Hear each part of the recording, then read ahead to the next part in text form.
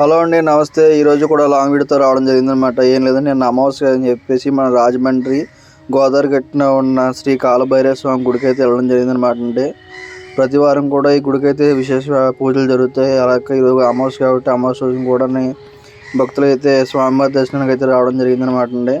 చూడండి, మనకి చాలా ప్రశాంతమైన గోదావరి వాతావరణంలోని ఈరోజు స్వామివారిని దర్శించుకోవడానికి భక్తులు అయితే మటుకి చాలా ఎక్కువ మందే వచ్చారనమాట అండి.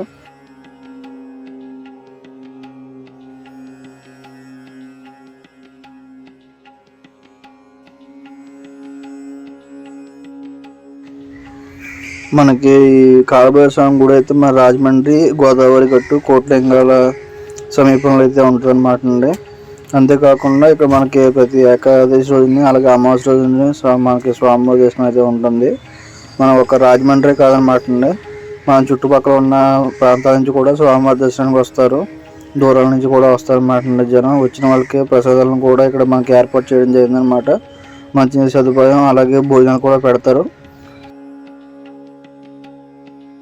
శ్రీ కాలభైరవ స్వామి ఆలయానికి వెళ్ళి దర్శించుకునే దూరం ఎంత దూరం నుంచి వస్తున్నారో మనకి ఈ వీడియోలో కామెంట్ అయితే చేయండి.